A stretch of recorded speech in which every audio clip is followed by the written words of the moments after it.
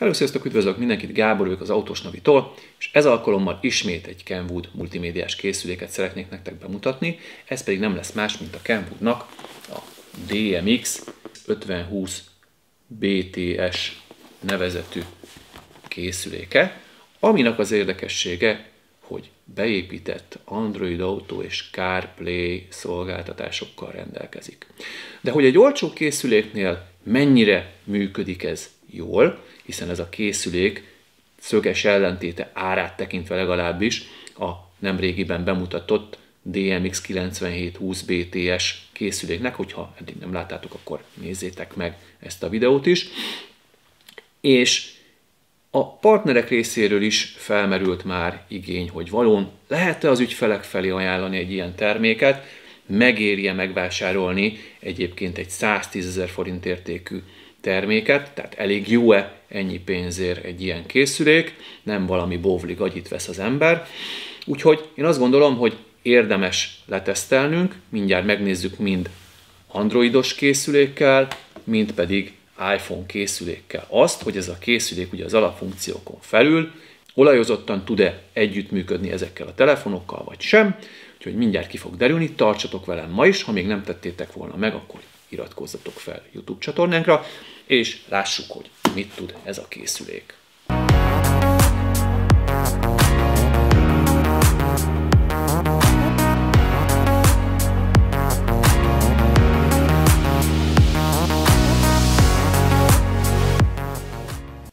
Először is lássuk, hogy ez a rádió milyen kiegészítőkkel rendelkezik, hogy is néz ki valójában. És ezután berakjuk a kis demo falunkba, és megnézzük, hogy ez a CarPlay szolgáltatás gyakorlatilag hogy is működik, meg az Android Auto nyilván. Amit kapunk a készülékben, először is egy 2+2 éves kiterjesztett garanciával kapjuk ezt a készüléket. Maga a rádió az egy teljesen egyszerű, láthatóan már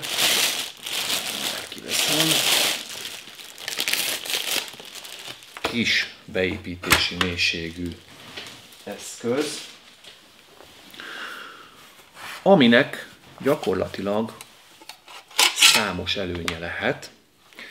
Itt már adnak hozzá beépítő keretet, nem úgy, mint ugye a korábban tesztelt DMX 9720 XTS Premium készüléknél. Tehát itt a kis beépítési mélység számos autótípusban, amiben alapvetően lehet, hogy mélységét tekintve nem férne el egy kétdínes normál rádió a maga 17-8 centiével. Ennél ez a 7 centi körüli beépítési mélység megengedi, hogy beépíthető legyen például egy E46-os BMW-be is, ahol egyébként egy normális kétdínes rádió beépítéséhez szét kéne vágni a fűtéskonzolt, ami rettentő nagy költség egyrészt, másrészt pedig nagyon nagy munka. Úgyhogy egy ilyen készülék például egy ilyen autóba tökéletesen berakható, de nem csak a BMW esetében lehet ez pozitívum, ez a beépítési mélység, hanem számos olyan autónál, ahol relatíve zárt a rádió körüli tér, és egy normál kétdínes készülék beépítése, ez egy korábbi tapasztalataim alapján mondom, nagyon nagy problémát okoz egy beszerelőnek, hogy elhelyezze a kábeleket, ugye tényleg az összes készülék hátulján számos csatlakozási pont van, RCA-któl kezdve a GPS antennának és egy csomó mindennek a elhelyezését tekintve sokkal egyszerűbb, hiszen egy fél rádiónyi hely marad még a készülék mögött, ahol ezek a kábelek kényelmesen elférnek. A készülék hátulján van először is egy jól látható USB csatlakozónk, ami itt gyakorlatilag egy készülék hátuljában fixen bekötött vezeték. Van még egy mély sugárzó kimenetünk, van első-hátsó RCA csatlakozásunk, van tolatókamera bemenetünk, videó kimenetünk, van egy 3,5-es jack AV in bemenetünk, amihez kell egy kiegészítő kábel, mert nem egy sima egyszerű sztereó, hanem ugye miután AV kábel, ezáltal ugye videó és audio bemenetünk megy be. Úgyhogy egy 4 pines jack átalakító kell hozzá, mikrofon bemenet, ezt majd mindjárt megnézzük a további kiegészítőkbe, van hozzá külső mikrofon is, tápcsatlakozó, ami egy normál izzócsatlakozó, tehát ehhez a készülékhez már nem adnak külön Kenwood ilyen átalakító kábelt, ennek a készüléknek a hátuljába integráltan egy normál izzó csatlakozó ajzat van beépítve. Találunk még itt néhány vezetéket, ebből 3 a tanítható kormánytávvezérlőnek a vezetéke, tehát itt gyakorlatilag nem kell már kiegészítő jack adapter semmi, hanem itt a 3 vezetéket egy analóg rendszerű autónál egy az egybe be tudjuk kötni a kocsinak a autóban lévő kormánytávvezérlő vezetékeire, és fel tudjuk programozni. Tehát ha olyan autónk van, mit tudom én, többnyire japán-koreai autóknál található meg, hogy analóg a kormánytávvezérlés, illetve néhány régebbi német autótípusnál is ez elérhető, akkor nem kell méregdrága CAN-buszos vagy egyéb más kormánytávvezérlő modult vásárolnunk, hanem simán ezeket bekötjük és spóroltunk egy kis pénzt. Van még egy kézifékszálunk, illetve egy tolató kamera bemenet vezetékünk, amire ugye jelet kell adnunk a tolató kamerához. Egyébként maga a készülék egy teljesen egyszerű puritán kinézetű, teljesen letisztult maga az eszköz, nincsenek rajta fizikai gombok. Ami talán az egyedüli problémája lehet ennek az eszköznek, én legalábbis nem szeretem, hogyha nincsenek fizikai gombok a készüléken, hiszen az érintő felületeknél azért nem mindig úgy reagál, nekem speciál szárazabb a bőröm, tehát itt nálam az ellenállási értékeket nem úgy veszi, nem úgy érzékeli a készülék. De ha az autóban van multikormányvezérlés, tehát a kormányról tudjuk kezelni, akkor érdemes mindenképpen vagy ezzel a bekötéssel ezt megcsinálnunk, és akkor a kormányról olajozottan tudjuk vezérelni az összes funkciót, vagy venni hozzá egy kormánytávvezérlő modult, hogyha modernebb autóba szeretnénk ezt beépíteni, és akkor ez a probléma úgymond át van hidalva. De nézzük meg még, hogy miket adnak, már van még itt egy pici dobozkánk. Magyar nyelvű kezelési utasítás. Van még egy díszkeretünk hozzá, hogyha olyan autóba szeretnénk beépíteni, akkor ez nem egy utolsó szempont, ugye a külső mikrofon, és még egy kis vezeték, amivel a kézifékszál kábelét gyakorlatilag le tudjuk kötni. De hogy működik ez a készülék valójában, tehát mennyire tudja normálisan lekezelni a Android Auto, illetve a CarPlay funkciókat egy okostelefonnal, ezt mindjárt megnézzük, beszereljük a kis demófalba, és megnézzük, hogy ez tényleg megbízhatóan működik-e ennél a készüléknél. Beépítettük a készüléket ebbe a kis bemutató falba, rögtön látszik egy csodálatos demo üzemmóddal indít az eszköz. Az inicializálási menübe gyakorlatilag ugyanúgy, mint a nagy testvérénél, már a legelején be tudjuk állítani a nyelvet. Van magyar nyelvünk, tehát ezzel már gyakorlatilag mindent magyar nyelven el tudunk érni. Itt is demo mód, kijelző konfigurálás, tehát gyakorlatilag hasonlóképpen a nagy testvéréhez, nyilván kevesebb funkcióval az áránál fogva, de hasonlóan a nagy testvéréhez egy csomó dolgot már rögtön az elején tudunk konfigurálni, és itt van maga a kezelői felület, ami egy teljesen egyszerű letisztult. Látszik, hogy most az Apple CarPlay, itt az Android Auto jelen pillanatban inaktív, de mindjárt megvizuáljuk, itt ki van vezetve nekünk az USB csatlakozásunk, először is nézzünk egy CarPlay-t. Ugye ez a nagy készülék esetében teljesen egyszerűen működött, ott láttuk, és rácsatlakoztam, és már rögtön kéri azt, hogy engedélyezem-e, hogy a készüléken működjön a CarPlay, és látható, hogy menet közben már az engedély megadásától függetlenül, de ő már átváltott a CarPlay funkcióra, tehát az iPhone-nal már is tökéletesen jól működik az eszköz, tehát látjuk a telefonkönyvtől kezdve a navigáción keresztül, értelemszerűen a Google Maps-től kezdve gyakorlatilag a Vazén keresztül az összes olyan applikációt tudjuk már az iPhone esetében is használni, amit gyakorlatilag enged az Apple, úgyhogy a naptártól kezdve tényleg mindent tudunk, és hát értelemszerűen Siri, ha aktiválva van, akkor hangvezérléssel is tudjuk, ugye a külső mikrofonnak köszönhetően kezelni ezt a készüléket. Tehát már gyakorlatilag elmondható, alapvetően minden funkció már működik rögtön, tehát tudjuk használni iPhone-nal a készülékünket, tehát az Apple CarPlay tökéletesen és kristálytisztán, úgy, mint a nagy testvérénél is működik. Egyébként a Kenwood gomb megnyomásával vissza tudunk lépni a főmenübe, és ugye tudunk a források között választani. Itt van a rádiónk, nagyjából hasonló, nyilván kevesebb funkciót érünk itt el, mint a nagytesónál, de gyakorlatilag ugyanolyan áttekinthetően látjuk egy kisebb képernyőn az összes ilyen beállítási lehetőséget, ahogy ezt a nagy testvérénél is láthattuk. De nézzük meg az androidosok számára, hogy fontos Android Auto funkciót is. Egy USB kábel csatlakoztatása után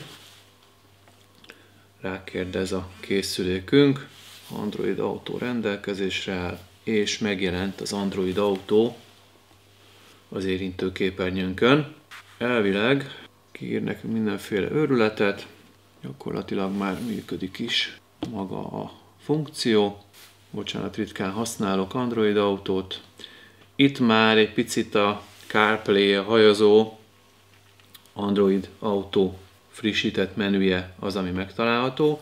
Egyébként ez a készülék még egy Android 7-es operációs rendszerrel rendelkezik, ebből kifolyólag ő rajta még nincsen integráltan Android Auto funkció, de elérhető egy alternatív oldalról, egyről is csináltam egyébként korábban egy videót, azt nézzétek meg, hogyha szeretnétek, még mindig élnek azok az információk az Android Auto telepítését illetően, úgyhogy le kell tölteni egy frissebb verziót ahhoz, hogy ez működjön, és gyakorlatilag a vazétól kezdve zene, telefon, beállításokat, gyakorlatilag mindent tudunk innen az érintőképernyőről kezelni ebben a funkcióban is. Ugyanúgy működik, mint a CarPlay, tehát gyakorlatilag azt kell, hogy mondjam, hogy ha már mondjuk egy Android 10-es operációs rendszerre rendelkező készüléke van valakinek, akkor ugye abba integráltan megtalálható az Android Auto már, úgyhogy csak gyakorlatilag rá kell dugni, és amire nagyon kell figyelni, hogy maga az USB kábel, amivel csatlakoztatjuk, azt érdemes mindig a gyári, tehát a telefonhoz kapott gyári USB kábellel összekötni. Ezek az utángyártott kábelek sok esetben nem megfelelőek, az adatátvitel oldala nem mindig működik, vagy nem mindig van bekötve. Többnyire csak próbáltam egyébként a legelején ezzel a kábellel, nem működött, töltést csinált. Egy másik kábel szintén csak töltés indult el, tehát az adatkommunikációja nem indul el, és ebből nagyon-nagyon sok félreértés adódott, nem csak ennél a készüléknél, hanem már más korábbi modellek esetében is, hogy hiába csatlakoztatja az ügyfél a androidos telefonját erre a készülékre, vagy másikra, nem indult el az Android Auto, vagy esetleg a tükrözés, hiszen ez a készülék még Android tükrözést is tud. Tehát azt, hogyha kilépünk, bocsánat, csak igen, kilépünk, most Android Auto funkció van, de tud a rádió egy Android mirroringot is USB-n keresztül, hogy ezt el tudjuk érni a beállításokba belépve az eszközöknél a módot át tudjuk váltani mirroringra, tehát tükrözésre, és ilyen esetben az Android Autónak, ugye praktikusan le kell húznunk róla, de ha visszadugjuk, akkor a tükrözés funkció jelenik meg.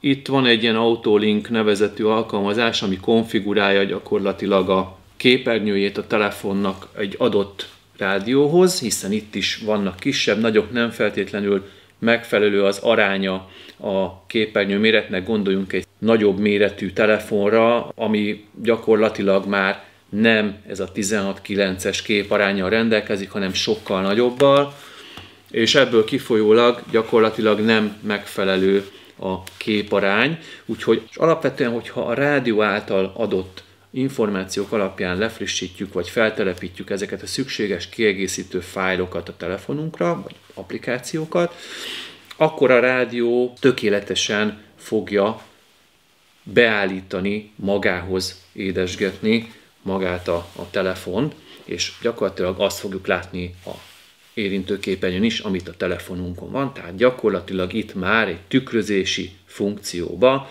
egy YouTube streamtől kezdve számtalan más dolgot meg tudunk jeleníteni, nyilván minden olyat, ami a telefonunkon megtalálható. Ezzel egy Android terméknél megvan a lehetőségünk, az iPhone-nál erre sajnos nincs, de én azt gondolom, hogy talán nincs is szükség. Sok esetben az ügyfelek kérték azt, hogy hát olyan készülék kellene, ami, mit tudom én, tükrözést is tud, pont az ilyen YouTube és egyéb más dolgok véget. Ilyenkor csak ezekkel a készülékekkel tudunk szolgálni, de viszont ez, hogyha tényleg megfelelő készülékkel van összecsatlakoztatva, illetve a megfelelő beállítások el vannak végezve, akkor tökéletesen alazottan tud működni, tehát árérték arányban mindenképpen egy nagyon jó pofa eszköz ez. A készülék egyébként minden olyan alap beállítási funkcióval rendelkezik, mint a korábbi kis testvére, mondjuk a DMX 120 BT nevezetű eszköz. Ugye abban nincsen CarPlay, illetve Android Auto funkció, ennyivel butább ehhez képest, de egyébként a források kezelésében gyakorlatilag van rádiónk, Bluetoothunk, USB-nk, AV, a Bluetooth menü relatíve egyszerűsítve van a korábbi nagyobb tudású Kenwoodokhoz képest, de abszolút használható, a külső mikrofonnak köszönhetően pedig még a hangja is tökéletesen jó. USB forrásról gyakorlatilag filmet, mindenféle MKV fájtól kezdve az MPEG 4-en keresztül avikat, mindent lejátszik, gyakorlatilag itt a bitrátákat kell esetlegesen egy AVI fájlnál megnézni, hogy éppen milyen a felvett, illetve a kiírt adat. Ez szokott lenni esetleg probléma, hogy nem megfelelő módon vagy formátumban írják ki az ügyfelek USB-re ezeket a filmeket, és ezért effektíven nem tudják lejátszani, vagy csak éppen hang van, de kép nincs, vagy kép van, de hang nincs, tehát különböző konstellációk előfordulnak, de alapvetően mindent tesz, amit egy ilyen készüléknek alapvetően, miután ugye nincs benne CD-DVD mechanika, ezáltal csak és kizárólag digitális formátumot tud lejátszani, megjeleníteni, de erre megvan a lehetőségünk. A beállításoknál gyakorlatilag jelforrást tudunk állítani, akkor a kijelzőnél tudjuk a hátteret állítani, ugyanúgy, mint a nagy készüléknél különböző skinekből tudunk különböző háttereket berakni. Itt a kontrasztot, illetve a fényerőt tudjuk állítani. Hát itt a színtelítettség egyebek, de nincs a gomboknál lehetőségünk arra, miután ugye csak itt az oldalán vannak világító gombok, hogy ezt effektíve állítsuk. Ez fehéren világít, itt nincs alternatívánk. Van egy kezelői felületünk, itt tudjuk a hangjelzést, ugye az érintőképernyőnek a nyomkodásának a hangjelzését kibekapcsolgatni, a nyelvbeállítás, a kormánytávvezérlő programozást, épp úgy, mint a nagy tesónál. Itt gyakorlatilag írja, hogy melyik gombok megnyomásával mihez mit tudunk hozzárendelni, tehát akár több funkciót is a programozható beállításnál hozzá tudunk rendelni a készülékhez, hogyha van elegendő gombunk az autó kormányán. Úgyhogy tényleg egy nagyon jó pofa funkció ez ennél a készüléknél. Ugye órabeállítások, egyebek, akkor tolatókamera, parkolóvonalakat, ugye tud tolatókamerát fogadni, segédvonalakat ugyanúgy, mint a nagynál lehet állítani, parametrizálni, parkolóvonalakat kibekapcsolni, hogyha éppen olyan kameránk van, amiben integráltan van, hiszen utólagos kamerák, illetve ilyen olcsóbb kamerák tekintetében integráltan ezekbe be van építve ez a raster háló, ami nekünk egy tolatási segédlet. Úgyhogy ezeknél a két raster, a rádió és a kameráé, hogyha összecsúszik, akkor szerintem nagyon-nagyon csúnya, tehát praktikus az, hogyha ki lehet ezt kapcsolni ennél a készüléknél, úgyhogy ez abszolút egy megoldás. Itt van ugye a demo mód, kibekapcsolja a szoftverinformáció frissítésnél, gyakorlatilag minden olyan, mint a korábbiaknál, a Bluetooth csatlakoztatás, itt is nem kell túlspirázni a dolgokat, teljesen egyszerű Bluetooth menüje van, a telefonról megkeressük a rádiót, fölcsatlakoztatjuk, engedélyezzük a rádión is, a telefonon is a párosítást, és már is működik a dolog. És itt az eszköz, a kezelői felület, amit mutattam, hogy vagy tükrözésre, vagy éppen Android Autót jelölünk ki. Ehhez mindenképpen be kell lépnünk a menübe, hogy ez a funkció működjön, de ha már be van állítva a készülékünkön, akkor, mint látható, ugye az Android Auto már is megjelenik, és teszi a dolgát, ahogy azt tennie kell, tehát betölt és működik. Nyilván egy modernebb, újabb telefonnal ez sokkal gyorsabban történik meg, de hát most nekem ez csak egy teszt célra van, de működik, tehát a lényeg az, hogy elérhető, teszi a dolgát, úgyhogy én elmondhatom azt, hogy ez a készülék ennyi pénzért a szolgáltatásaival maximálisan megéri, tehát mindent tud, amit egy ilyen multimédiás készülék manapság tudnia kellene, úgyhogy azt gondolom, hogy 110 000 forintos árért egy tökéletesen jó választás lehet bárki számára, aki mondjuk nem akart akár több 100 000 forintot kifizetni egy multimédiás készülékért, viszont szeretné ugye akár a CarPlay-nek, akár az Android Autónak a használhatóságát megtartani. Uram, bocsá, hogyha androidos készüléke van, akkor értelemszerűen egy tükrözési funkcióval is meg van spékelve ennek a tudása. Úgyhogy azt gondolom, hogy mindenképpen egy abszolút jó rádió, amivel lehet számolni. Úgyhogy mindenkinek csak ajánlani tudom, bátran megvásárolhatják. Egyébként megtalálható ugye nálunk is a webáruházunkban. Látogassatok el, hogyha érdekel a terméknek a részletes specifikációja a www.autosnavi.hu oldalunkra. Ennek a készüléknek egyébként van egy picivel drágább DAB-os, tehát egy DAB-tuneres változata. Itt Magyarországon sajnos az utóbbi időben a DAB-tunerről csak negatívumokat hallani, lekapcsolták, ha minden igaz, a digitális szolgáltatást.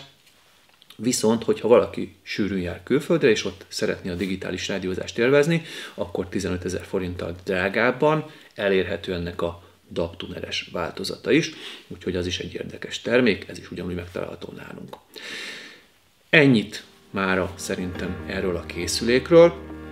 Én nagyon szépen köszönöm a figyelmeteket mára. Ha nem tettétek volna még meg, akkor kérlek benneteket, iratkozzatok fel YouTube csatornánkra, megtaláltok még minket még mindig az Instagramon is, lájkoljátok Facebook oldalunkat, és ha tetszett a videó, akkor kérlek benneteket, tiszteljetek meg még a videó alatt egy lájkkal is, úgyhogy én nagyon szépen köszönöm még egyszer a figyelmeteket, szép napot kívánok, sziasztok!